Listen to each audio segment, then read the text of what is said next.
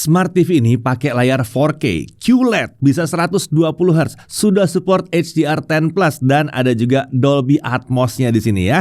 Ini adalah TCL T6C. Lini Smart TV ini disebut TCL menawarkan warna yang lebih hidup dan yang penting tahan lama. Selain itu, Quantum Dot ini katanya bikin mata nggak cepat lelah saat nonton. Garansinya sampai 10 tahun untuk burn-in. Panjang ini ya. Fiturnya banyak, bahkan ada beberapa fitur berbasis AI yang digunakan untuk meningkatkan kualitas tampilan TV ini. Ini berkat penggunaan AI PQ prosesor. Efeknya, tampilan warna TV ini katanya jadi punya saturasi tinggi mendekati 100% DCI-P3. TV ini juga pakai OS Google TV, jadi dukungan aplikasinya melimpah di sini. Oke, langsung aja kita mulai pembahasan Smart TV yang satu ini.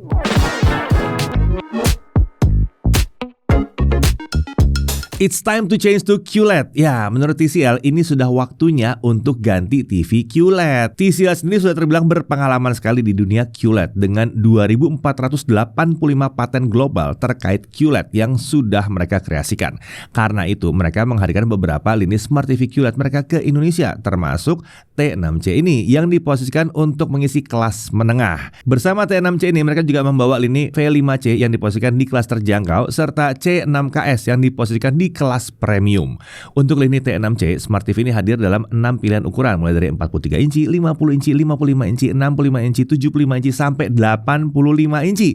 Nah, yang kita review ini adalah yang ukurannya 55 inci. Kita langsung aja mulai pembahasan TV ini dari paket penjualannya. Di sini kita lihat ada unit Smart TV tentunya ya. Lalu ada 2 buah stand lengkap dengan bautnya dan ada kabel power. Ada kabel konverter AV in ke 3 RCA, lalu ada remote Bluetooth dan paket dokumen. Nah, Smart TV TCL 1 ini disebut menggunakan metallic bezel-less design yang terlihat minimalis tapi tetap modern.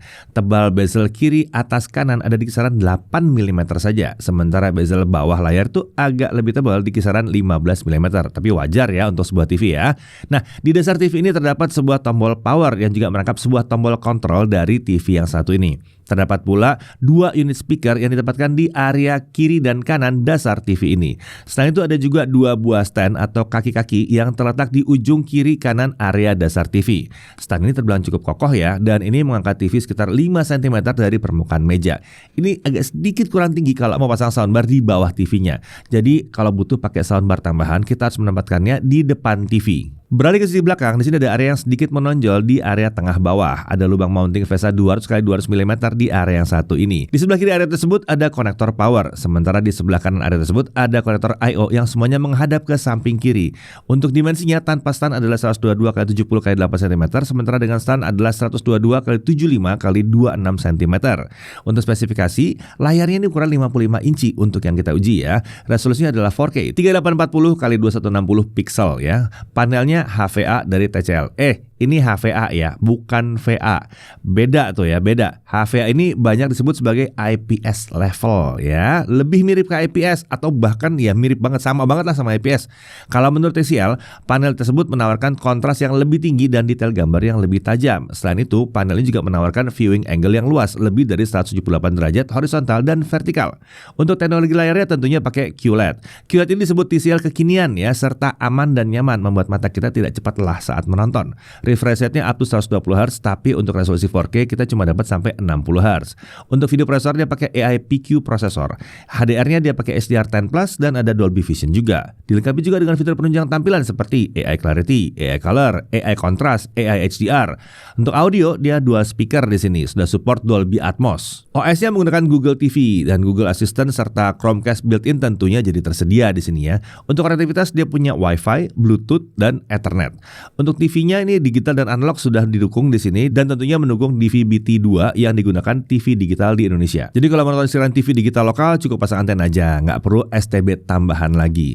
Untuk konektor I/O dari atas ke bawah ada 1 port USB 3.0 Type A, ada Ethernet, lalu ada 3 port HDMI 2.1, port dengan label HDMI 3 itu mendukung eARC atau ARC. Nah, semua port HDMI ini mendukung input sampai 4K 60 atau QHD 120 Hz. Kemudian di sini ada antena input, ada AV input input dan digital audio output. Nah, karena menggunakan OS Google TV, saat pertama kali dinyalakan akan ada proses setup awal khas Google TV, seperti menghubungkan ke Wi-Fi dan login ke akun Google. Setelah itu, TV siap digunakan untuk menikmati konten. Nah, di sini terdapat beberapa aplikasi yang terinstall secara default ya, seperti Netflix, YouTube, Disney Plus Hotstar, Prime Video, dan lain-lain. Dan kalau kalian butuh aplikasi tambahan, tersedia banyak pilihan aplikasi yang bisa di-download via Google Play Store. TV dilengkapi dengan 3 port HDMI untuk menghubungkan perangkat lain seperti konsol game atau laptop juga bisa. Saat kita hubungkan ke laptop, TV ini bisa berjalan dengan lancar di resolusi 4K dengan 60 Hz, baik di mode SDR maupun HDR ya. Namun kalau refresh rate kita atur ke 120 Hz, resolusi otomatis turun ke 2560 x 1440 pixel. Kemudian ada juga opsi AV In ya, kalau memang dibutuhkan.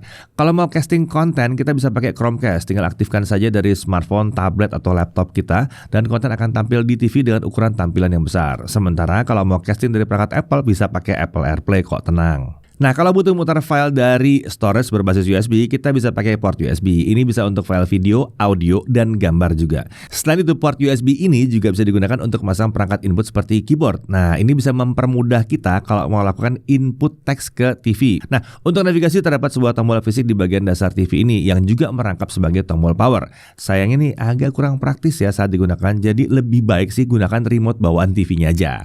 Remote TV ini menggunakan koneksi Bluetooth dengan desain yang lumayan modern ya, dan minimalis di sini. Meskipun demikian, remote ini tetap memiliki tombol shortcut untuk beberapa aplikasi streaming seperti YouTube, Netflix, WeTV, dan menariknya ada video di sini. Wah, sudah dilokalkan sekali ya, di Indonesiain banget yang satu ini ya.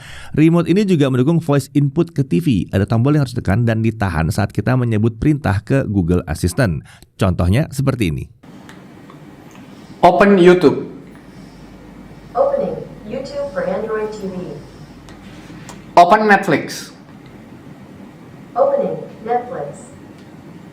Oke, sekarang langsung aja kita coba TV ini untuk menikmati konten. Kami merasa bahwa TV ini bisa menawarkan warna yang terbilang memadai dan akan terasa mencukupi untuk kebanyakan orang. Berdasarkan hasil pengujian kami, di mode standar, gamut coverage itu berada di 99,6% sRGB dengan gamut volume di 126,3% sRGB. Sementara di mode vivid, gamut coverage itu ada di 99,8% sRGB dengan gamut volume di 148,7% sRGB. Mode movie ini terlihat di tuning agar mendekati 100% sRGB, baik untuk gamut coverage maupun gamut volume. Tapi untuk brightness, kami merasa memang ini brightness yang ditawarkan TV ini agak sedikit kurang ya.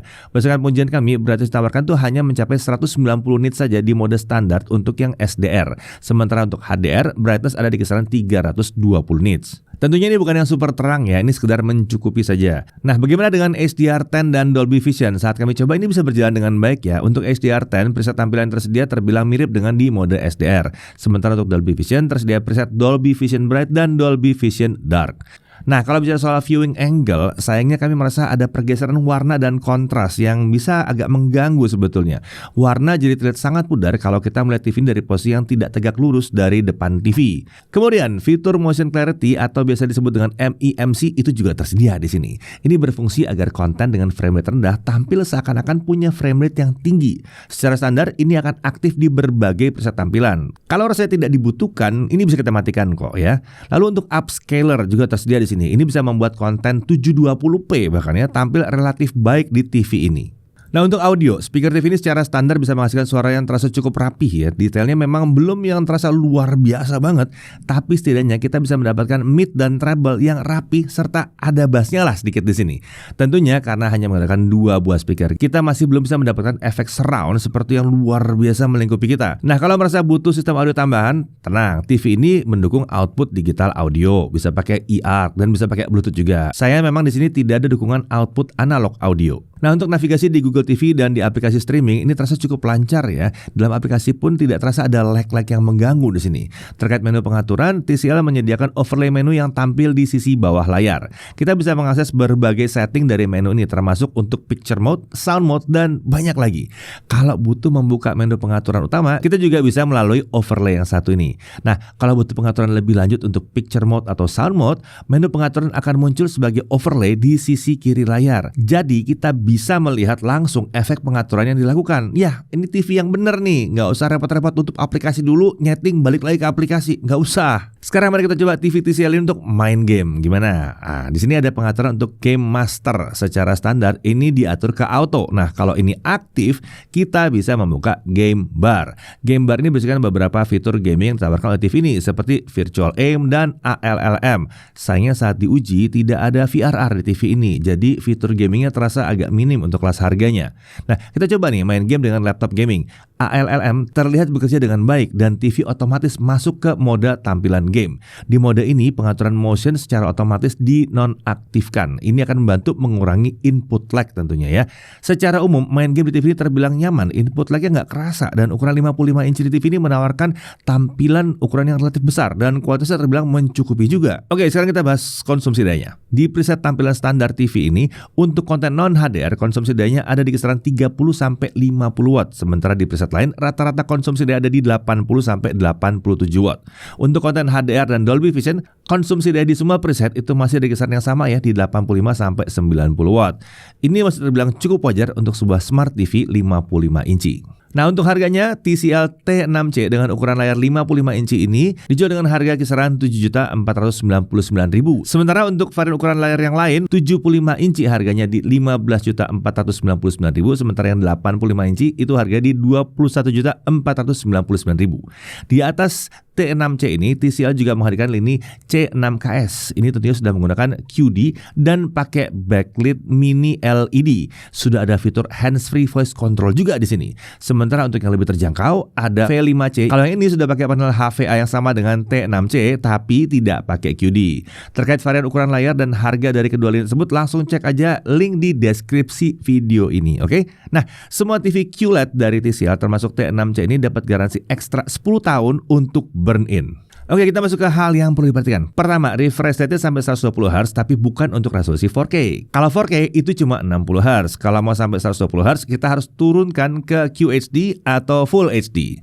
Lalu, tidak ada VRR setidaknya saat kami menguji TV ini. Kemudian viewing angle terasa agak kurang ya, masih terasa pergeseran warna dan kontras yang agak mengganggu di sini. Lalu brightness layar ini sekedar mencukupi aja di 200 nits. Agak kurang pas untuk penggunaan ruangan yang banyak jendela di siang hari gitu ya, kurang pas aja di sini. Lalu port I/O terasa agak minim, tidak ada analog audio output dan hanya ada satu untuk USB-nya. Desain stand juga membuat kita agak sulit menempatkan soundbar di bawah TV. Dari segi kelebihannya, yang satu ini udah pakai Google TV dengan dukungan aplikasi yang melimpah. Lalu ada dukungan voice command dengan Google Assistant, ada dukungan untuk HDR10 Plus dan Dolby Vision Atmos. Kemudian masih ada juga fitur penunjang game seperti game mode, game konsol, dan ALLM. Lalu dia punya 3 port HDMI, masih ada AV-in juga, jadi total bisa dihubungkan ke 4 perangkat lain sekaligus. Dan dia sudah support IR juga ya. Refresh rate itu bisa sampai 120 Hz walaupun memang di resolusi QHD atau di bawahnya. Kemudian risiko terjadinya burn-in di layar ini kecil sekali karena ini bukan pakai OLED, ini kan pakai QLED dan dia sudah siap untuk TV digital di Indonesia. Nah, pertanyaannya, TV yang satu ini cocoknya kira-kira buat siapa? Dari ukurannya untuk yang 55 inci ini sebenarnya cukup fleksibel untuk dipakai di mana saja. Mau taruh di apartemen, ukurannya masih oke dan nggak terlalu makan tempat. Buat yang rumahnya tipe cluster ini juga masih pas kalau mau diletakkan di ruang tamu, nggak kelihatan terlalu kecil dan juga nggak terlalu besar ya. Bahkan buat rumah yang lebih luas, kalau dirasakan tidak butuh TV yang ukurannya super besar, ukuran 55 inci harusnya masih lumayan oke lah ya. Nah, pada akhirnya kalau kalian memang sedang mencari Smart TV 55 inci yang mendukung teknologi QLED dan Google TV, kamera saya yang satu ini bisa dipertimbangkan. Saya Dedi Irfan, Jakarta TV.